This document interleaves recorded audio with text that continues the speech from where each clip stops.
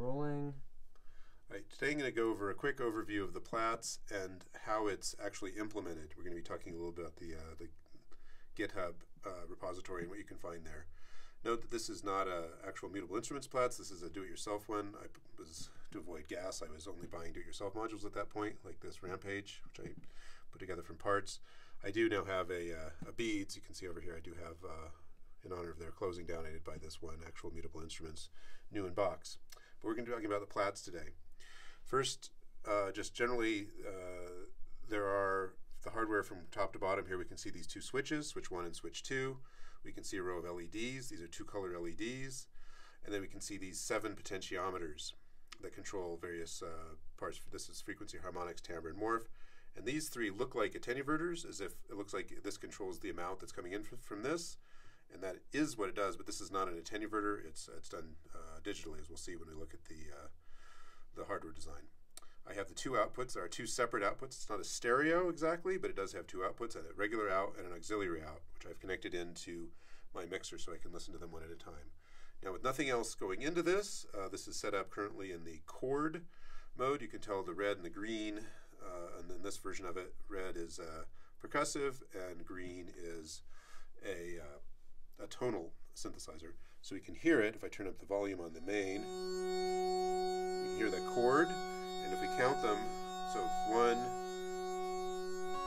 2, 5, 7, 10, 11. There's 11 different chords. Remember that number. And if we listen to just the out, it's just, I believe that's the fundamental of the chord that it's emphasizing.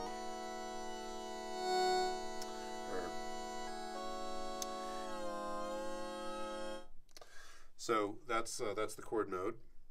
Now we're going to go over to the hi-hat, which is the bottom one. So we press this once to set it there and once to move it down.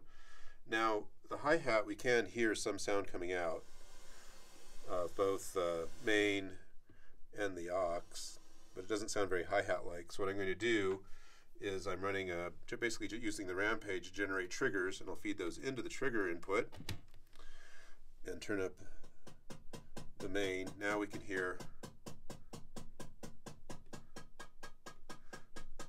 this hi-hat model that they're doing. So this is the main out, turn that one down, and then we can hear the aux out, which sounds a little different.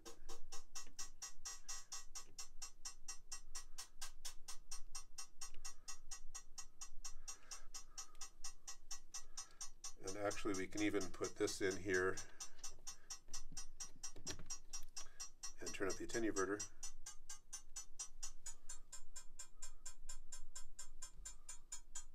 And you can hear this is now modulating it, controlled by this. And I can turn off the input by setting this to the midpoint. And that doesn't have any effect anymore. And now I will go and show how that's accomplished in the software. Cut. LEDs. This is a assistance chip. It's driven by 3 digital signals coming off of the CPU, and then it's multiplexed out to these 16 lines, which is enough for red and green for each of 8 LEDs that you can see here. Also on this sheet we have the switches and the pots. Switch 1 and switch 2, these are attached inputs on the ARM CPU, frequency pot, harmonics pot, etc. also. And these what look like attenuverters are not actually that. They're also just attached digital inputs on the CPU, the frequency, timbre, and morph attenuator. As we go back, we can see those here. Everything here marked pot is a frequency pot. So 1, 2, 3, 4, 5, 6, 7. Here's all 7 pots, and where they're all connected to these inputs. And then here's switch 1 and switch 2. And then going out to the LEDs, you see these 2 digital outs going for the clock and the signal to the LED switch. As well as we have here, we also can look at the ADCs. So these are all the jacks, the input jacks rather. These are all connected to analog digital converters. There's a slightly more complicated thing here with an op amp, and basically it's buffering, and also it has a way of detecting if it's not connected to anything. I can read that on some of them. So we have these values set here, and again those go back into the ADC inputs: trigger, model, timbre, morph, etc. Then we have the, let's see, we talked a little bit about the LED driver. Let's just look at that. We have the sheet for that. It's one of these TLC 59281s, excuse me, and has supply, and we can see the inputs, SN and S clock. Those are the ones that are attached to the chip, and then these outputs are attached to the various devices, the various LEDs, the red or the green aspect of it. The other thing we have here now we're looking at is this 5100. This is the DAC. You can see the data sheet for that as well. So notice it has pretty nice characteristics. And again, inputs and outputs, digital inputs and analog outputs, as one would expect from a DAC.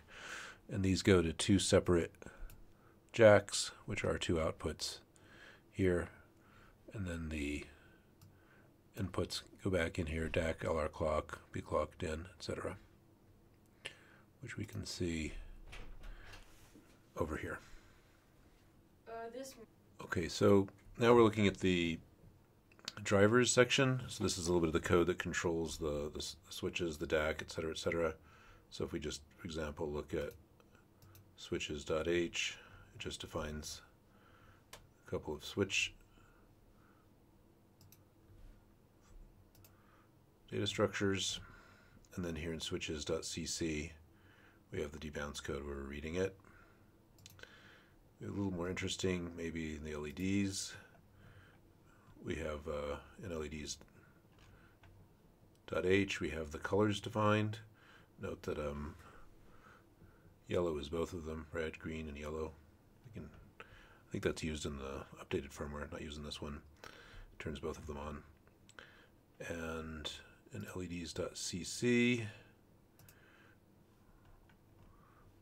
we set up the pins on the output that we saw, tells it what it is, tells it that we're using a SPI data structure, and then we generate this write code, which lets you write whichever LED you want, and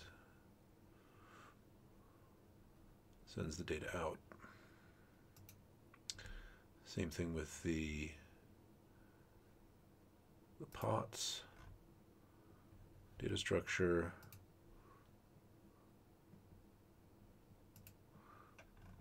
and here we're setting up the DMAs and reading each of the pots in here.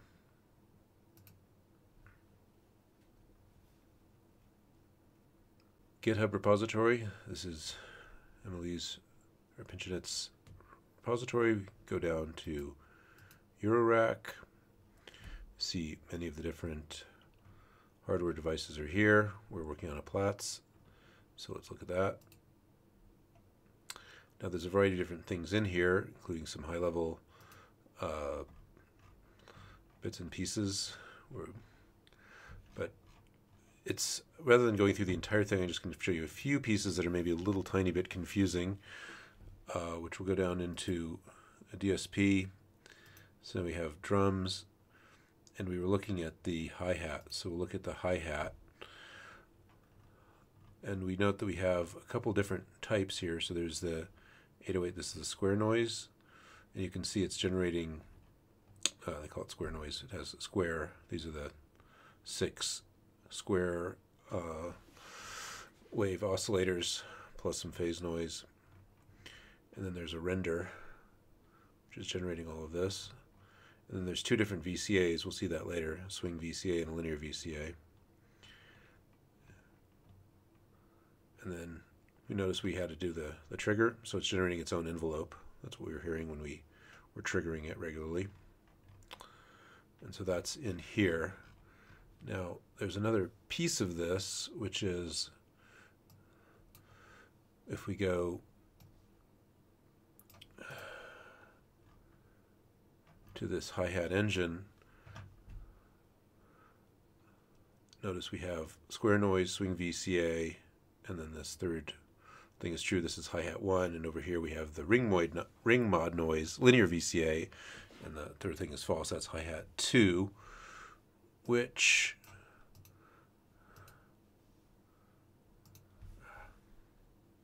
.h, where we have the two different hi-hats are defined. Now if we go to hi-hat engine .cc, we'll see that it has initialization and it has its own render code. The render is what's called when an engine is operating. And we'll note that it's calling both each time. Now hi-hat 1 render is being set various parameters, and it's set to out, which is the main output, and hi-hat render 2 is being sent to the aux output. And note this code is getting called regularly by another piece of the software when this is the active engine, and this is how the two different sounds get sent out to each side. Looking at the chord engine, I promised we would see where those 11 chords come from. You can see that there's actually a if-def John chords. There's an alternate one with more, but that's not defined, as we'll see perhaps later. And these are the chords that are used, and there's octaves, fifth, sustained, fourth, etc. So it's 1, 2, 3, 4, 5, 6, 7, 8, 9, 10, 11. So these are the chords. Here's the chord engine. It gets initted, reset, some other setup, and there is a render which, to be honest with you, I don't understand how this does what it does, because it looks like black magic down here at the very end. It's setting both out and aux, but the out is adding in the things it's sending out to the aux, and the aux is just being multiplied by 3 float. That doesn't make a lot of sense to me, but this is where the out and the aux, as far as I can tell, are being generated by the render on the chord. Okay, this last file we'll look at is voice.cc. This is not everything, but this is getting close. So this, we have the initialization. These are all the different voices that exist in the synthesizer. So we looked at the chord engine, and we also looked at the hi-hat. But you see all the other drum engines and all the other synthesis engines are all set up here. And this is the main rendering routine. And what you can see is that there's a variety of things that have to be done. First of all, the modulations are all applied from all the different modulations, that possible inputs that come in. And right here, in particular right here, we call the render routine of the currently active engine. And then after that's called, we apply the various post-processing both to the main out and to the auxiliary out. And notice, if you look in the render routine actually takes an out buffer and an auxiliary buffer and passes in this other little parameter about the envelope, whether it needs to be enveloped or not. Because if you looked at the manual, you'd see that there's different. Sometimes there's an internal envelope and sometimes there's not. So this is the main piece where this all gets done. And hopefully with all of that, this is not everything, but now at least maybe you have some guide to how the Plaits works and how the code is, some idea of how the code is organized, and you can start finding your way around that if that's something you would like to do.